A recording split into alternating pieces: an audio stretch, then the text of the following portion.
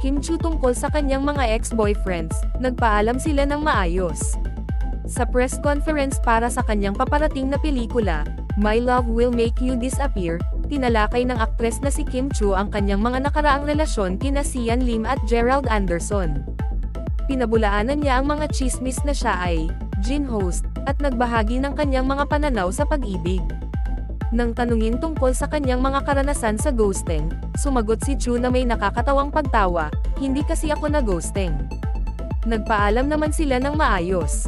Binanggit pa niya ang isang nakakatuwang pangyayari, sabi nila, Kim, alis na kami. Hahaha. Ang nakakatuwang komento na ito ay nagpapahiwatig na kahit natapos na ang mga relasyon, mayroong nararamdaman na pag-unawa at pagsasara sa pagitan nila.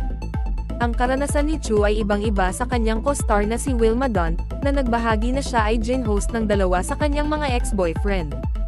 Gayunpaman, binigyang diin ni Chu na mayroon siyang closure sa kanyang mga nakaraang relasyon, na nagpapakita ng kahalagahan ng magalang na komunikasyon kahit nasa panahon ng paghihiwalay.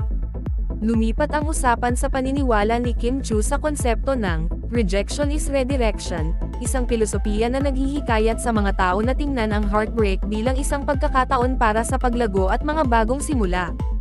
Nang ma-prompt siya ng nakakatuwa na ibunyag ang kanyang potensyal na redirection, tinuro ni Chu ang kanyang leading man, si Paolo Avellino, bago nakakatuwang tumuro sa ibang direksyon, na nagdagdag ng isang patak ng nakakatuwang intriga sa pag-uusap.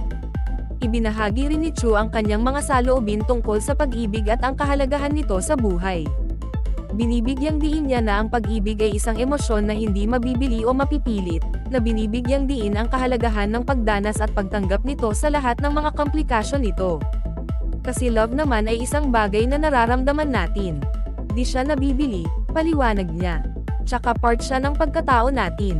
Ang kanyang mga salita ay nagpakita ng isang pakiramdam ng pagtanggap ng parehong kagalakan at kalungkutan na kasama ng pag-ibig. Pag nagmahal tayo, masaya tayo. Pag nagmahal tayo, malungkot tayo. Sabi niya, na kinikilala ang buong spectrum ng mga emosyon na kasama ng pag-ibig. Ang prangkang pagninilay-nilay na ito sa kanyang mga nakaraang relasyon at diskarte sa pag-ibig ay nagpapakita ng kapanahunan at pag-unawa sa mga komplikasyon ng koneksyon ng tao. Ang payo ni Chu sa iba na nakakaranas ng heartbreak ay binibigyang diin ang kahalagahan ng self-love. Sabi nga nila, kung di mo mahal ang sarili mo, hahayaan mo lang na paulit-ulit kang sinasaktan.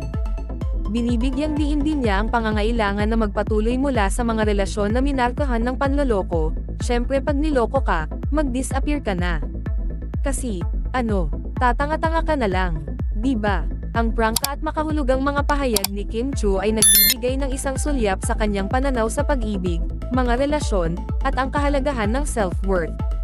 Ang kanyang mga karanasan at karunungan ay nagsisilbing paalala na kahit sa gitna ng heartbreak, mahalaga na unahin ang self-love, tanggapin ang mga bagong simula, at mag-navigate sa mga komplikasyon ng pag-ibig ng may biyaya at pag-unawa.